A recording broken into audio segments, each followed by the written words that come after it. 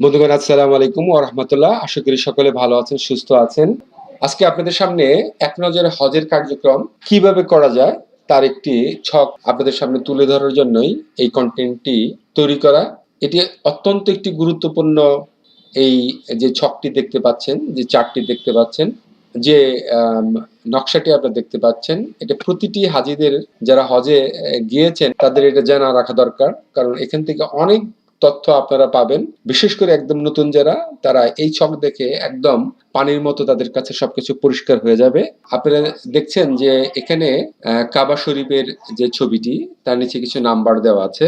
তো ১ নাম্বার যে বিষয়টি এখানে লিখেছে, ১ নাম্বারটা আমি বলব যে আসলে প্রথমে হচ্ছে যে হজের ইহরাম বাঁধা। আপনারা জানেন যে হজের নিয়ত ৩ ধরনের আছে। যে যেটি করবেন, ইহরাম বেঁধে নিয়ত করে আপনারা কাবাঘর থেকে প্রায় ৮ কিলোমিটার দূরে এই ২ নাম্বার দেখছেন ছবিটি, অর্থাৎ মিনায় আপনাদেরকে উপস্থিত হতে হবে এবং সেখানে ৭ ও ৮ জিলহজ মিনায় আপনাদেরকে অবস্থান করতে হবে। ভিড়ের কারণে অনেক সময় দেখা যায় যে আগের দিন হজের যে কাবাঘর থেকে এই ৮ কিলোমিটার দূরত্বে মিনায় চলে আসে, ৭ ও ৮ জিলহজ মিনায় অবস্থান করেন এবং পরের দিন এখান থেকে মিনা থেকে দূরত্ব প্রায় ১৫ কিলোমিটার দূরে আরাফাত ময়দানে সেদিন সূর্যোদয়ের পরে আরাফাত ময়দান বা অবস্থান হতে সূর্যাস্তের পরে মুজদলিফা যার উদ্দেশ্যে তারা প্রস্তুতি নেন। আপনারা জানেন আরাফাতের এটি অন্য একটি বিষয়। হজের যে ফরজ আছে সেই ফরজের ভিতরে আরাফাতের বিষয়টি অত্যন্ত গুরুত্বপূর্ণ এবং আরাফাত ময়দানে সারাদিন সেখানে কাটিয়ে সূর্যাস্তের পরে মুজদলিফা যাওয়া হয়। সেটা হচ্ছে এই ৩ নম্বর থেকে আপনারা যে চার্ট দেখছেন, প্রায় ১২ কিলোমিটার দূরে মুজদলিফায় আপনাকে যেতে হবে এবং আরাফার ময়দানে যেহেতু আপনি আসর এবং জোহর একই নাম আজানে ২ বার একামত দিয়ে নামাজ আদায় করবেন। ঠিক মুজদলিফায় ১২ কিলোমিটার দূরে আপনারা সেখানে গিয়ে মাগরিব পিছিয়ে দিয়ে এবং এশারেও পিছিয়ে দিয়ে এক আজানে ২ একামতে ২ বার নামাজ আদায় করবেন। সেখানে খোলা মাঠের নিচে আপনারা মুজদলিফায় থাকবেন। পরের দিন সকালে সেখান থেকে আপনারা প্রায় ৫ কিলোমিটার দূরে জামারায় যাবেন। এই জামারাতে আপনাদেরকে শয়তান ঢালাতে হয়, এটা আপনারা সবাই জানেন। যে কঙ্কর নিক্ষেপ আপনাকে করতে হবে, সেটা মুজদলিফা থেকেই আপনাদের সেই কঙ্করগুলোকে সংগ্রহ করে নিয়ে যেতে হবে। কতগুলো কঙ্কর নিতে হবে এটি আপনারা, আমার আরেকটি ভিডিও আছে, আমি লিঙ্ক ডেসক্রিপশনে দিয়ে দেব, সেটাও আপনারা দেখে নিতে পারেন। এখানে শয়তানকে কঙ্কর নিক্ষেপ করে আপনাকে জামারা থেকে চলে যেতে হবে হলো মক্কায়। এর আগে আপনারা যেটা করবেন সেটা হচ্ছে যে আপনাদের কুরবানি করতে হবে, মাথার চুল কেটে ফেলতে হবে এবং মক্কায় গিয়ে তাওয়াফ শেষ করে আপনাদেরকে মিনায় ফিরে আসতে হবে। মিনায় আরো ২ দিন আপনাদেরকে সেখানে উপস্থিত থাকতে হবে, অর্থাৎ আরো ২ দিন সেখানে থেকে আপনাদেরকে যেতে হবে হলো জামারায়। মিনা থেকে পরবর্তী দিন জামারা যেতে হবে আপনাকে শয়তানকে কঙ্কর নিক্ষেপ করার জন্য। আবার মিনায় ফিরে আসতে হবে। তারপরের দিন আপনারা জামারায় আবার শয়তানকে কঙ্কর নিক্ষেপ করে আপনাদের চলে যেতে হবে কাবায় এবং সেখানে আপনাকে বিদায়ী তাওয়াফ করতে হবে। এরপর আপনারা আর কাবা ঘরে প্রবেশ করতে পারবেন না। বন্ধুগণ, এক নজরে আমি আবারও আপনাদেরকে বলে দিচ্ছি যে আপনাদের কি করতে হবে। ইহরাম বাঁধার পরে আপনাদের সেখান থেকে মিনায় চলে যেতে হবে।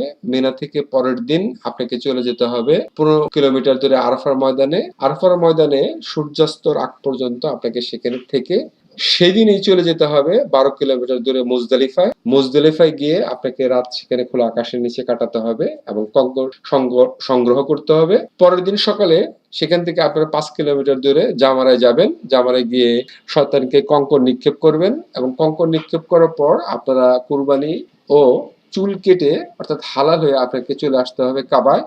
কাবায় আপনাদেরকে তাওয়াফ এবং সাই শেষে আপনাকে চলে আসতে হবে মিনায়। পরের দিন মিনায় আপনাকে বাদ আসর জামারাতে গিয়ে শয়তানকে কঙ্কর নিক্ষেপ করতে হবে। কঙ্কর নিক্ষেপ শেষে আবার আপনাকে মিনায় চলে আসতে হবে। পরবর্তী দিন মিনা থেকে আপনাকে আবার জামারায় গিয়ে শয়তানকে কঙ্কর নিক্ষেপ করতে হবে এবং সেটা আসরের পরে করে আপনাকে কাবে ফিরে আসতে হবে। কোনো কারণে আপনারা যদি সেদিন কাবে না যেতে পারেন তাহলে আপনাকে মিনায় অবস্থান করে পরবর্তী দিন আবার কঙ্কর নিক্ষেপ করে চলে আসতে হবে।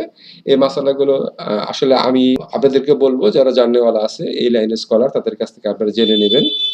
এবং জামারা থেকে এসে আপনি যে তাওয়াফ করলেন, এই তাওয়াফই হচ্ছে আপনাদের বিদায়ী তাওয়াফ। এরপরে আপনারা আর কাবাগরে প্রবেশ করতে পারবেন না। বন্ধুগণ, আপনারা দেখতে পাচ্ছেন যে কাবাগরের ঠিক পূর্ব দিকে কিন্তু আপনাদেরকে যেতে হবে, যে ছকটা, অর্থাৎ কাবাগর থেকে ৮ কিলোমিটার পূর্বে হচ্ছে মিনা। তার পূর্বে হচ্ছে আরাফার ময়দান, এবং সেখান থেকে আপনাকে দক্ষিণে গিয়ে ঘুরে এসে আপনাকে আসতে হবে মুজদালিফায়। মুজদালিফা থেকে আপনাকে আবার পশ্চিমে আসতে হবে জামারা। জামারা থেকে আবার পশ্চিমে আপনাকে চলে যেতে হবে কাবা। কাবা থেকে আপনাকে আবার ফিরে যেতে হবে পূর্বের দিকে মিনায়। মিনা থেকে আবার যেতে হবে উত্তর জামারায় বা উত্তর পশ্চিম কর্নারে। জামারা থেকে পরবর্তীতে আপনাকে আবার পশ্চিমে আসতে হবে। আসলে কাবার জন্য আমরা যারা এদেশি, অর্থাৎ বাংলাদেশি বা আমাদের সাবকন্টিনেন্টালে সবাই পশ্চিমকেই দিক নির্দেশন করে। যেহেতু কাবা ঘরের চারপাশেই নামাজ পড়ার নিয়ম, কাবাকে ঘিরে, সেক্ষেত্রে উত্তর পূর্ব পশ্চিম বলতে কোনো কিছু নেই।